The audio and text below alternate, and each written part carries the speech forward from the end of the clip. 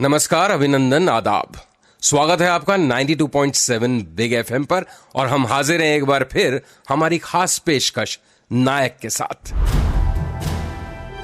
एक ऐसा कार्यक्रम जिसमें हम आपके लिए ढूंढ ढूंढ कर लाते हैं ऐसी ओजस्वी और तेजस्वी शख्सियतों की कहानियां, फिर चाहे वो आजादी के परवाने हों, क्रांतिकारी हों, विलक्षण वैज्ञानिक हों, लेखक हों, स्पोर्ट्स पर्सन्स हों, यानी ऐसी शख्सियतों की कहानियां जिनका एक बहुत ही अहम रोल था, बहुत जबरदस्त भूमिका थी हमारे राष्ट्र के निर्माण में, हमारे समाज के निर्माण में। लेकिन न जाने क्यों हम उनकी कहानियों को, उनके कंट्रीब्यूशन को भूलने लगे हैं। तो ये हमारा प्रयास है एक बार फिर आपका उन महान शख्सियतों से परिचय कराने का। मैं हूं संजीव श्रीवास्तव। आंगन में अब चिड़ियों की गुपचुप बात नहीं होती, मुंडेर पर कौवा नहीं बैठता, बरसों हुए चकोरों की पुकार तक नहीं सुनी, कहां गई ये चिड़िया सारी। ये पंक्तियां लिखी हैं मेरे पत्रकार सहयोगी फ्रैंकलिन निगम ने, और कितनी सही बात लिखी है। कितना अरसा हो गया होगा आपको भी आखिरी बार गोरैया को, तोते को या किसी खूबसूरत पंछी को देखे हुए, क्योंकि कम से कम महानगरों में तो लगभग पक्षियों की प्रजातियां लुप्त सी हो गई हैं। दिखेंगी या सुनाई देंगी तो कभी किसी पार्क में या किसी बड़े उद्यान में। पहले इन पक्षियों को देखना सुनना बड़ी आम बात थी। रोजाना हमारे घर की मुंडेर पे ये पक्षी आके बैठ जाते थे। कांव कांव, चीची, टाएं टाएं की आवाज हम सुनते थे, उसके साथ उठते थे, कई बार उनके साथ सोते भी थे। लेकिन अब ऐसा नहीं होता। भारत में एक शख्स ऐसा भी था जो इन पक्षियों से इतनी मोहब्बत करता था, इतना स्नेह करता था कि उसने अपना पूरा जीवन इन पक्षियों के, पंछियों के जीवन को समझने में लगा दिया। तो आज बात करेंगे हम भारतीय पक्षी विज्ञान के जनक, बर्ड मैन ऑफ इंडिया के नाम से मशहूर डॉक्टर सालेम मोइजुद्दीन अब्दुल अली यानी सालेम अली साहब की। नायक। तो आज मैं आपको बताऊंगा कि क्यों पक्षियों में रुचि लेने के बावजूद जब बर्ड सैंक्चुरी में नौकरी मिली सालेम अली साहब को, तो वो उन्हें पसंद नहीं आई और उन्हें छोड़ दी वो नौकरी। साथ ही हम बात करेंगे कि क्या सचमुच सालेम अली साहब पक्षियों की जुबान को समझने लगे थे, क्यों इतने पॉपुलर थे वो पक्षियों और पंछियों के बीच में, और क्या खास बात है डॉक्टर सालेम अली की आत्मकथा में, ऑटोबायोग्राफी में, कि आज दुनिया भर में बर्ड साइंस में उसे एक बाइबल की तरह देखा जाता है, समझा जाता है और पढ़ा जाता है। और भी कई दिलचस्प और प्रेरणादायक किस्से होंगे सालेम अली साहब की जिंदगी से, उनके पक्षी प्रेम से संबंधित। बने रहिए मेरे यानी संजीव श्रीवास्तव के साथ। आप सुन रहे हैं नायक, सिर्फ 92.7 बिग एफएम पर। नमस्कार, अभिनंदन, आदाब। स्वागत है आपका एक बार फिर 92.7 बिग एफएम पर। आप सुन रहे हैं नायक। बात कर रहे हैं हम बर्ड मैन ऑफ इंडिया, पक्षी प्रेमी, पक्षी शोधकर्ता डॉक्टर सालेम अली की। मैं हूं संजीव श्रीवास्तव। डॉक्टर सालेम मोइजुद्दीन अब्दुल अली एक भारतीय पक्षी वैज्ञानिक थे, वन्य जीव संरक्षणवादी थे, नेचुरलिस्ट थे, प्रकृतिवादी थे। जो उनका पक्षी विज्ञान में कंट्रीब्यूशन है उसको ध्यान में रखते हुए उन्हें कहा जाता है बर्ड मैन ऑफ इंडिया।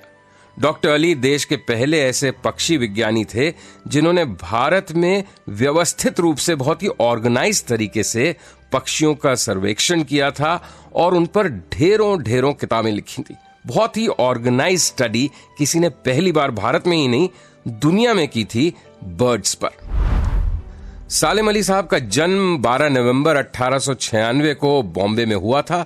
वे अपने माता पिता के सबसे छोटे और 9वें बच्चे थे। सालिम जब 1 साल के हुए तब उनके पिता मोइजुद्दीन का देहांत हो गया और 3 साल की उम्र में उनकी मां भी चल बसी। बहुत कम उम्र में माँ बाप को खोने के बाद सालिम और उनके भाई बहनों की परवरिश उनके मामा ने की थी। सालिम और उनकी 2 बहनों की प्राथमिक शिक्षा Bible medical mission high school में हुई और बाद में सालेम अली का दाखिला मुंबई के सेंट जेवियर स्कूल में हुआ। लेकिन साहब, बड़े होकर जिन्हें बहुत बड़ा पक्षी वैज्ञानिक बनना था, बर्ड साइंटिस्ट बनना था, उनको बचपन में साइंस सब्जेक्ट्स, खासकर गणित में बिल्कुल रुचि नहीं थी। आगे बताऊंगा आपको कि कैसे एक बेहद एक्सक्लूसिव सब्जेक्ट यानी पक्षी विज्ञान में सालेम अली साहब की दिलचस्पी उत्पन्न हुई और कैसे चिड़ियों का शिकार करने वाला बन गया दुनिया में चिड़ियों का सबसे बड़ा प्रेमी। बने रहिए मेरे यानी संजीव श्रीवास्तव के साथ। आप सुन रहे हैं नायक। बात कर रहे हैं हम Birdman of India doctor Salim Ali की, सिर्फ 92.7 बिग एफएम पर।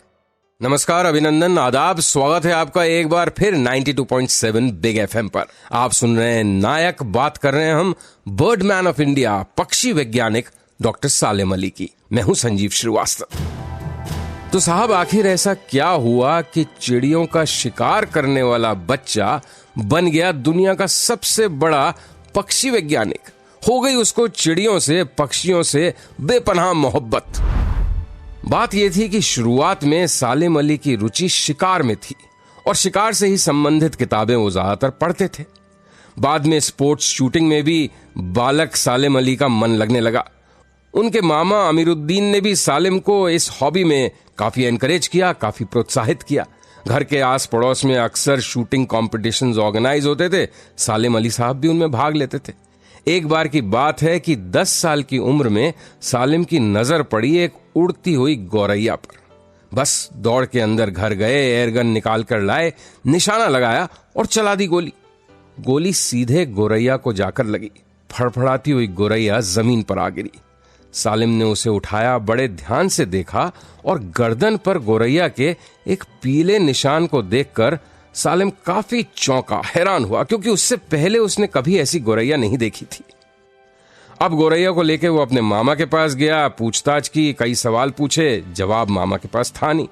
अब सालिम की बेचैनी देखकर मामा उसको लेकर गए बॉम्बे नेचुरल हिस्ट्री सोसाइटी और वहां पर सालिम अली की मुलाकात हुई उस संस्था के सचिव या सेक्रेटरी WS मिलार्ड से।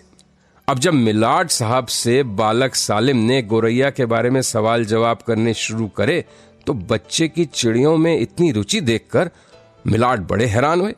तो पहले तो मिलार्ड साहब ने सालिम अली को उस गौरैया के बारे में बताया जिसकी गर्दन पर पीला निशान था। मिलार्ड साहब ने कहा कि सालिम, ये बहुत ही एक्सक्लूसिव पक्षी है, बहुत कम देखा जाता है जिसको तुमने मार गिराया। इसको बोलते हैं येलो थ्रोटेड स्पैरो। अब मिलार्ड ने सालिम अली को कहा कि भारत एक ऐसा देश है जहां बीसियों सैकड़ों की तादाद में खूबसूरत, दुर्लभ और रंग बिरंगे पक्षी हैं, पर अफसोस यह है कि हमारे पास उनका कोई प्रामाणिक रिकॉर्ड नहीं है। बस यहीं से सालिम अली के जीवन का नजरिया, उनका लक्ष्य, उनका एम जैसे बदल गया। उसी क्षण जैसे उन्होंने फैसला किया कि बाकी जीवन वो पक्षियों के अध्ययन को, बर्ड स्टडी को डिवोट करेंगे, समर्पित करेंगे।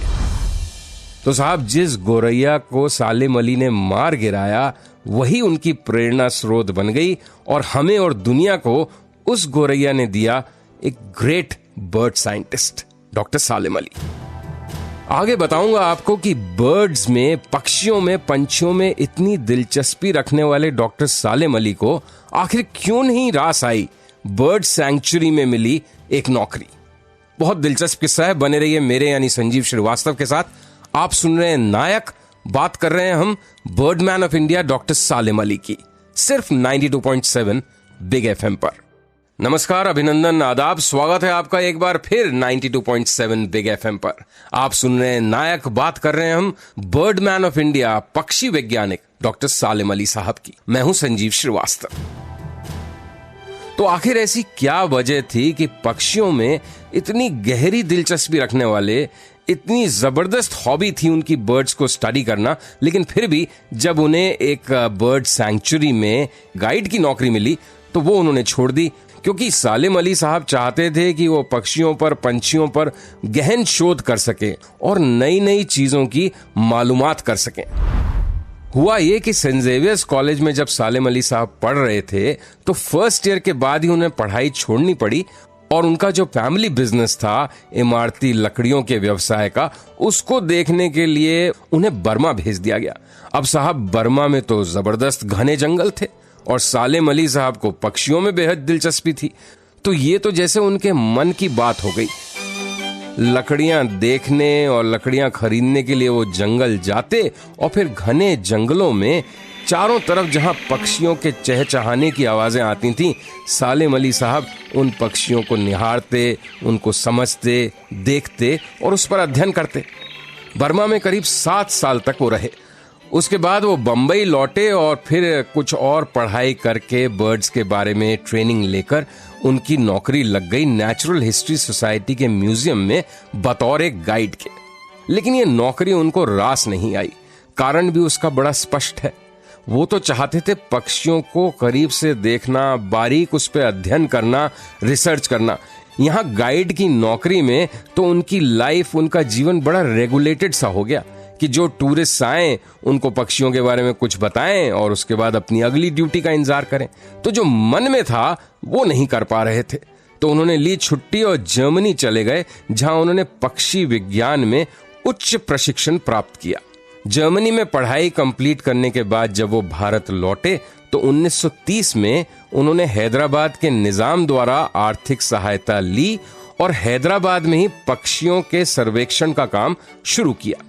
और यहीं से वो शुरुआत हुई, जिसके बाद सालेम अली साहब ने बर्ड साइंस के अतिरिक्त किसी और चीज पर जीवन में ध्यान नहीं दिया और मिला भारत को उसका पहला विश्वविख्यात बर्ड साइंटिस्ट। आगे बताऊंगा आपको कि कैसे ये बात धीरे धीरे प्रचलन में आ गई कि पक्षियों से, पंछियों से मोहब्बत करने वाले डॉक्टर सालेम अली दरअसल पंछियों की, बर्ड्स की जुबान भी समझते हैं और उनसे उनका एक नियमित डायलॉग चलता है। बहुत दिलचस्प किस्सा है, बने रहिए मेरे यानी संजीव श्रीवास्तव के साथ। आप सुन रहे हैं नायक, बात कर रहे हैं हम bird man of India doctor Salem Ali की, सिर्फ 92.7 बिग एफएम पर। नमस्कार, अभिनंदन, आदाब, स्वागत है आपका एक बार फिर 92.7 बिग एफएम पर। आप सुन रहे हैं हमारी खास पेशकश नायक। आज बात कर रहे हैं हम डॉक्टर सालेम अली की, बर्ड मैन ऑफ इंडिया की। तो क्या सचमुच सालेम अली साहब पक्षियों की, पंछियों की आवाज समझने लगे थे? उनकी लैंग्वेज सालेम अली साहब को समझ में आने लगी थी और एक लगातार डायलॉग होता था, लगातार बातचीत होती थी पंछियों और सालेम अली साहब के बीच में। पता नहीं बात में कितनी सच्चाई है, लेकिन बहुत दुनिया, बड़े बड़े वैज्ञानिक तक इस बात को मानने लगे थे। और उसका कारण भी बड़ा स्पष्ट था, क्योंकि साहब जिन पक्षियों को ढूंढने में, उनको स्टडी करने में, उनकी तलाश में लोग सालों साल लगा देते थे, जीव वैज्ञानिक, पक्षी वैज्ञानिक, वो पक्षी खुद ब खुद सालेम अली को ढूंढकर उनके पास आकर घंटों घंटों, दिनों दिन बैठे रहते थे और सालेम अली साहब का अध्ययन बड़ा आसान हो जाता था। तो लोगों को लगा कि साहब जरूर सालेम अली साहब का इनसे कोई विशेष कनेक्शन है, कोई आत्मीय संबंध है, कोई स्पिरिचुअल कनेक्ट है। कमाल की बात तो ये थी कि कई ऐसी पक्षी प्रजातियां, बर्ड स्पेशीज जैसे साइबेरियन क्रेन्स, जो मनुष्य से, मानव से दूर रहती थी, वो भी अपने झुंड में बहुत आसानी से, बहुत प्रेम पूर्वक सालेम अली साहब की उपस्थिति को स्वीकार करती थी, उस पर कभी ऐतराज नहीं करती थी। सालेम अली भी बैठे रहते थे, साइबेरियन क्रेन्स का झुंड भी बैठा रहता था।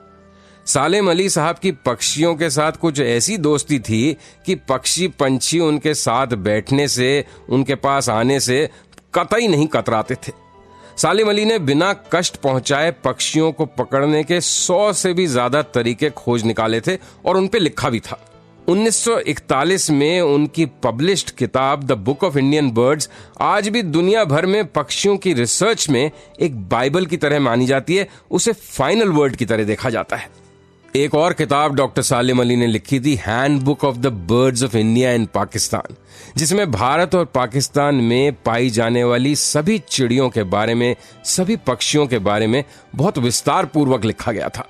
उनके गुण, अवगुण, प्रवासी आदतों, खान पान, इन सब के बारे में बहुत डिटेल्ड वर्क था डॉक्टर सालेम अली का। ये बताऊंगा आपको कि कैसे पक्षियों की बहुत ही दुर्लभ प्रजातियों के बारे में, रेयर स्पीशीज के बारे में मौलिक शोध कार्य किया डॉक्टर सालेम अली ने और हमें कई चिड़ियों के बारे में ऐसी जानकारियां दी और दुनिया को चौंका दिया।